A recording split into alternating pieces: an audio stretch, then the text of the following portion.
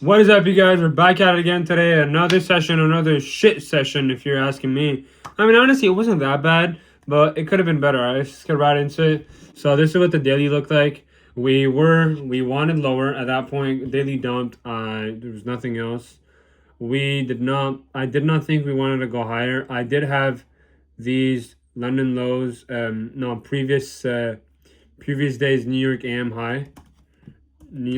high marked out just in case. Like if I could have maybe gotten some sort of sweep and then reaction off of that, I was willing to wait for that. I did have these 4 hour lows marked out. This was last Friday's London lows right here. And then once I went to the hourly, I had my Asia lows marked out. We did have an SMC with ES on those Asia highs.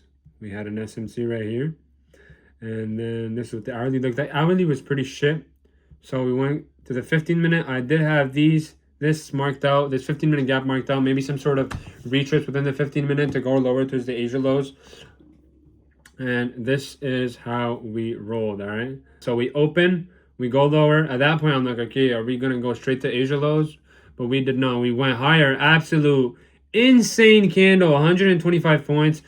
Go within that 15-minute gap that I was mentioning earlier. Now, we had this 1 minute gap, all right? Now, I did not want to wait for this whole 1 minute gap to be taken, for this whole inverse to get taken, because it was like I was going to be in a premium to short, and I did not want to have that, all right? So what we did have, though, was we had this 3 minute gap marked out, all right? Now, I told myself, if this 3 minute gets inversed, then I will enter, all right? And unfortunately, guys, look at what happened. Okay, we got really close, but we didn't invert it. All right, and I was conditional. These are my rules. I wanted to get it inverted. I wanted it to get inversed, but it didn't. And unfortunately, it went away without me. It started going lower, and that is where we went. Now, the first initial entry I could not catch because of the 3 minute. This was the other entry that had my alpha not bugged out. My alpha bugged out today. I don't know why. The candles were not showing, and it was all laggy. I was like, I'm not taking the chance.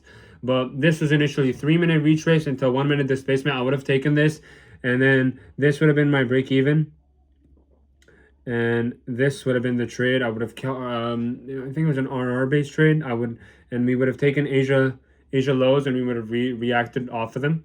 So this would have been a break even trade, and then we go higher, we go lower, and then we just started doing the chop of death, and I hopped off at here. Once I saw this little chop, and we were also within a range. I don't know if you guys can see, we were within a range, and there were no more draws to the downside to target, and I did not want to long either, because it was less probable of a trade. All right, so that's all there is to it, guys. Unfortunate, guys, 2 days in a row. Markets have been pretty iffy. They're not bad, but I'd like the conditions to be better. Nothing taken, unfortunately, but you know, guys, we live to see another day. I will see you guys tomorrow, and patience is key. All right, it's not because someone wins that you have to win too. All right, because you can't compare. Once you start doing the comparison game, you're always in a lose-lose situation. All right, because some days you're gonna win, other people are not gonna win. So when people win on your day, on the days you're not taking anything, you don't have to hold it against you. All right.